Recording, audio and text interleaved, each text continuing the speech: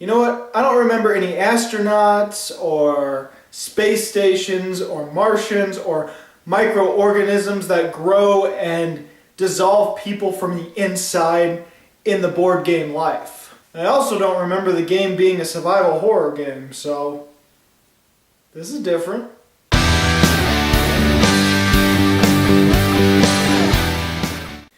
So obviously the movie Life isn't really based off of the board game. If you thought that was... I don't know what you were thinking. But I have to say, ever since I saw the trailers for Life, I was excited to go see it. I know it looks alien-esque, but let's face it, almost any horror movie in space dealing with people slowly being picked off by some alien creature or even some monster or even frickin' Jason Voorhees is gonna seem like an alien movie. So I figured if everything was done right, everything was solid, all the acting was good, and I was on the edge of my seat and it was intense, I was gonna have a fun time with it. And I can definitely say that Life did not let me down. Life is about 6 astronauts, 6 scientists living in a space station just above Earth. A satellite from Mars comes back and they're able to study what it brings back from Mars. Turns out there's a microorganism inside. And in a controlled environment, they're able to study this microorganism and discover proof of life on Mars. But this is a horror film in space, and obviously something goes wrong and they start dying one by one. And now they have to do their best to contain the threat, survive before all hell breaks loose. I love Alien, I love these kinds of movies, so I didn't mind that whatsoever, and I came out loving Life. It is definitely a script that's been done before, but it has some uniqueness within it. The alien concept, the microorganism that grows, I thought it looked really damn cool. There is some dialogue between the scientists about the creature, about its will to survive, about life in general. There is some deeper meanings within it, but it's not to the point where it's high art or very, very deep meaning. It's just a little bit of taste of something that's like, oh, that's pretty smart, that's pretty nice. It doesn't go deeper than that, but it doesn't need to. Because ultimately this is a B horror sci-fi film done with a big budget, done with A-list actors, done extremely well and extremely tense. Now, one of the things that you might not like in this film is it is riddled with cliches. It is riddled with things that you expect in a horror film. If you've seen this kind of film before, you can pretty much predict most of the film. But for me personally, cliches is not a horrible, god-awful, terrible thing that will break a movie for me. I can enjoy a movie full of cliches as long as the movie's done right, done solidly, and done entertainingly. It's only when a movie is poorly acted, done horribly wrong, looked really cheap, and also riddled with cliches that I criticize cliches. Plus, when it's cliches of genre-specific movies, specific genres that I love and are some of my favorite genres, then I'm very lenient on cliches and normally don't mind them. If you're the kind of person that hates cliches and think it's an abomination to the film industry, and especially horror movie cliches, then you're not going to like it, and if you really hate cliches that much, then you probably dislike about 95% of movies you've ever seen. Probably more. Like I said, cliches aren't inherently evil or inherently terrible for a film as long as it's done well and done interestingly. And I found Life was really tense, really suspenseful, and I liked where the movie was going. Now let's talk about the characters and the acting. I liked all the characters in the movie, and I thought everyone did an amazing job. It might be one of those things like Kong, Skull Island, or the Belko experiment. It could be one of those things where technically the characters aren't all that fleshed out, but it's acted well enough that I like the characters and I like the acting and it made me care for them. If that doesn't do it for you, then you'll probably dislike the film. But I think there was enough backstory and enough development for these different characters that it was just enough to really make me care about them, as well as the good acting. Jake Gyllenhaal's character is the main character of the film, and he is a bit of a loner. He wants to stay in space. He's breaking the record of consecutive days in space. And he reveals in the movie that he doesn't really like it down there on Earth. He doesn't like the violence. He doesn't like people down Earth, how they kill each other and all the conflicts that happen. He'd rather be alone and be in space. But he's not technically a loner because he does care about all the characters of the movie. I think that helps us understand him as a character as the movie goes along, because he seems to be the most deeply effective whenever a character dies. It seems like him and Ryan Reynolds in this movie are the ones that want to save the most people and be willing to save other people. And I won't spoil this for you, but when it comes down to the last part of the movie, when it comes down to the last-ditch effort to destroy the alien or send it away, David, that's Jake Gyllenhaal's character, his backstory makes sense, helps us make sense of his decision at the end, and it kind of foreshadows his decision at the end. There's a Japanese astronaut on this film played by, I'm gonna just point to the name down here because I'm gonna butcher several different names, I'm sure. His character is gonna be a father soon. His wife is pregnant during the mission. She's down on Earth, and there's this video of her giving birth. It's a girl. Congratulations. Do you have any idea who the father is? Shut up. For story time. So he has a reason to go back to Earth. He has a reason for you to care about him. The British scientist in this film, played by, he has a condition in this film that kind of deepens his story, where I think he's paraplegic. He looks like it. He definitely has very, very skinny legs, and I guess he's wheelchair bound on Earth, so yeah, I think he's paraplegic. It also would make sense, giving something that happens in the middle of the movie with him, where the alien sort of takes advantage of his disability. I won't give too much of that away, because that would be spoilerish. But it makes sense why he kind of wants to be in space and all this zero-G, and how he's pretty much free up in the space station. Ryan Reynolds is Ryan Reynolds in this movie. He's the charismatic person. He's the jokester. He's the comic relief. He's also the fixer in this movie, the person that fixes everything. Ultimately, the two characters you don't get a whole lot of is the two female characters in the movie. There's the Russian astronaut that's played by, who is the newest member of the group, this is her first mission. She's also sort of the communications person. She's the one helping communicate to Earth and stuff, and she's the one who has to fix things when communication is down. The only real thing you get about her is that she's Russian and that she's new. And then the other one is Rebecca Ferguson, who I like in this movie as well.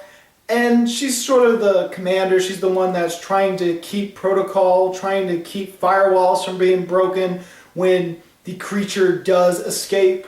But she also has a connection with Jake Gyllenhaal's character, and so the conversations between those two help deepen both of those characters a little. Honestly, you don't really get a lot of the characters, but you get enough to really actually care about them, or at least I felt there was just enough to care about them.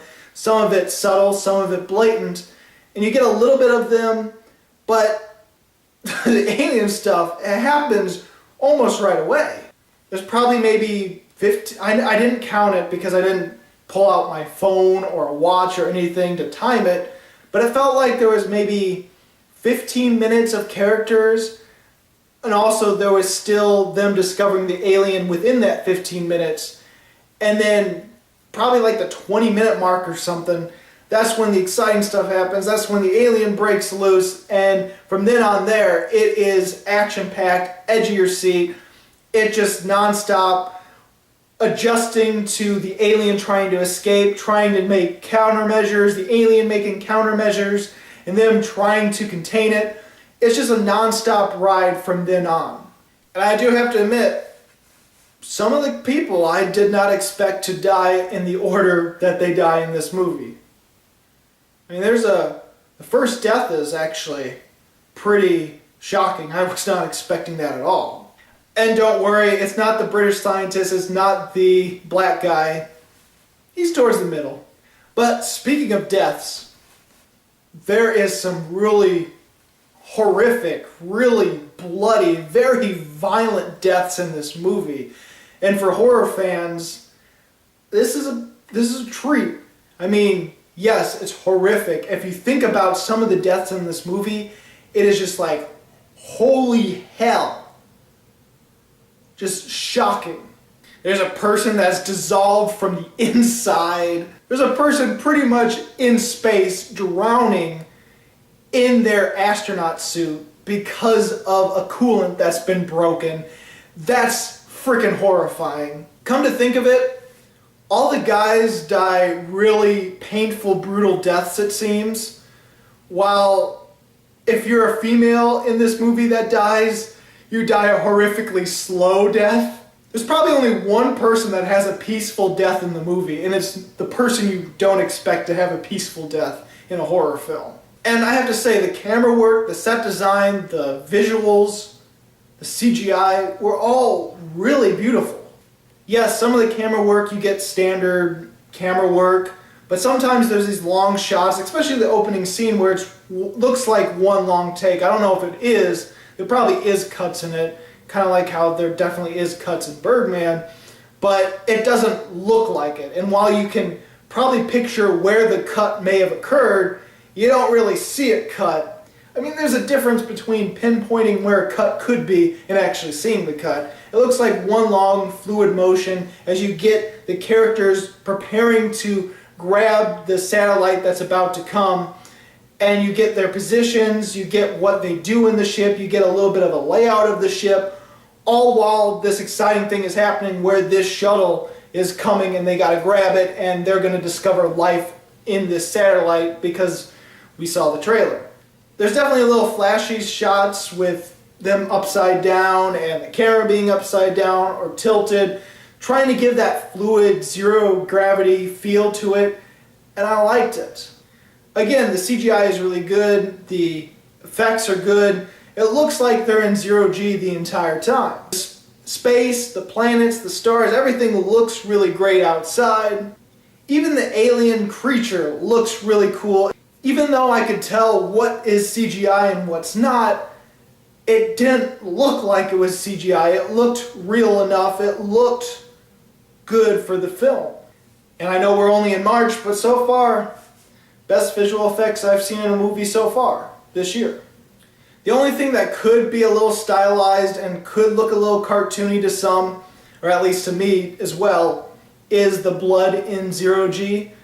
Like, there's something that feels off about it, but the time you actually see the huge amount of blood that could look off is the time when a really violent death happens, and a very disturbing death, and it was effective, and I didn't even care about the CG blood floating in front of that person. And I have to say, personally, I loved the ending, thought it was amazing.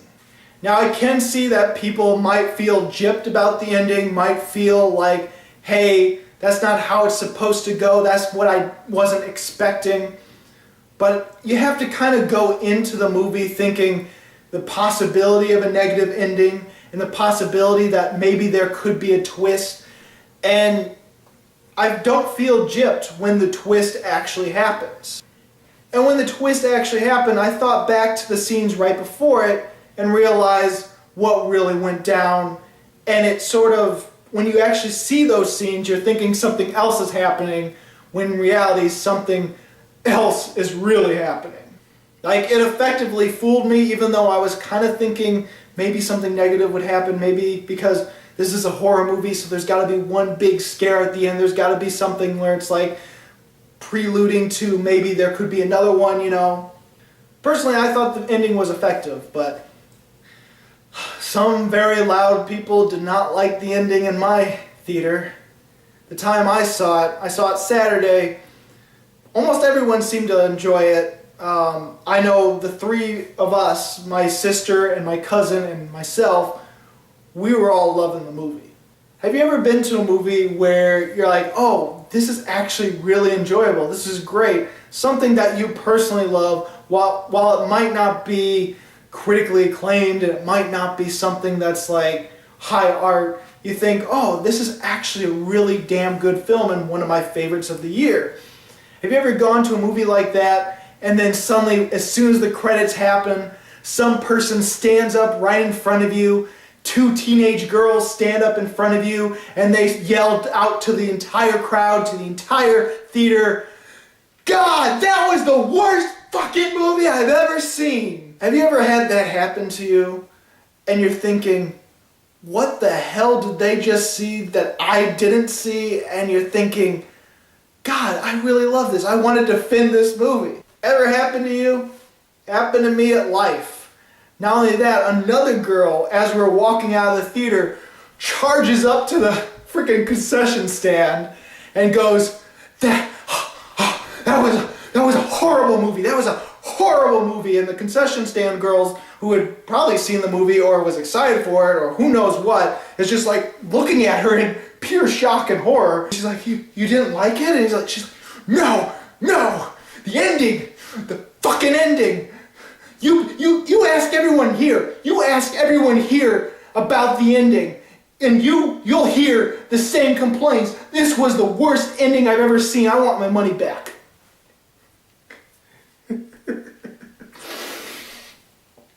Personally, I love the movie. Now, if you don't like horror sci-fi movies that sort of play off certain things from like Aliens or The Thing, because there were a few moments here and there that reminded me of those films, but without going into full copy and paste mode. Like, it didn't feel like it was a total rip-off of those two films, but it had scenes that kind of reminded me of it, but they had their own twist on it. If you don't like those kind of films that sort of play off of that and it's just full of cliches and you could care less about solid acting and taking those cliches and making a solid performance, making a solid plot with them, if all you think about is cliches are bad and nothing else, then you're not going to like this movie.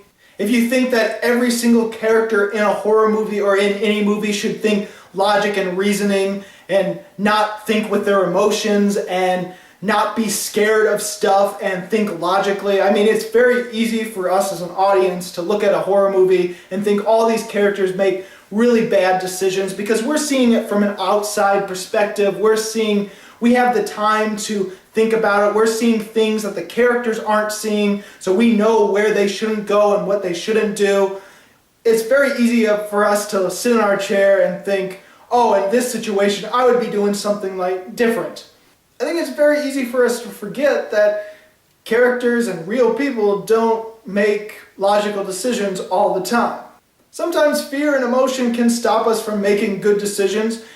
Personally, I thought all the characters made the right decisions on what they thought was right. Everyone seemed to make a very reasonable decision on the situation and what's been going on throughout the movie, their emotional state. Everything seemed right. But if you can't accept that in a movie and think bad decisions are just bad decisions and everyone's stupid, then you're not going to like this film because it's a horror movie.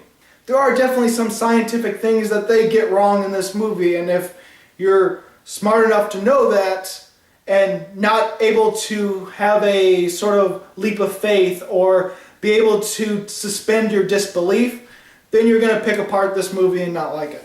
Personally, even though I can see some scientific things that are definitely wrong about this film, especially with the alien being able to get back into the ship from the outside through means of how it did and how it's able to get around the ship through certain openings. I can definitely pinpoint a few things here and there, but I'm able to suspend my disbelief for this movie because I like sci-fi horror films. I like this movie. Everything was solid enough. Everything was acted well enough.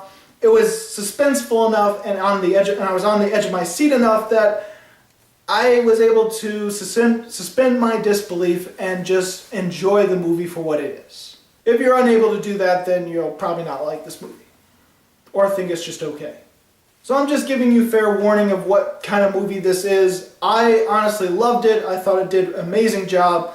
I'm going to give Life 4.5 stars. So, did you see Life? What did you think about it? Go ahead and comment below. If not, what is your favorite sci-fi horror film? There's too many that I like. I cannot I don't think I can decide. And if you like this video and you want to see more, please subscribe and check out my movie reviews of 2015, 2016, or 2017. As always, this is Bruce Gifford, and this was Just My Opinion.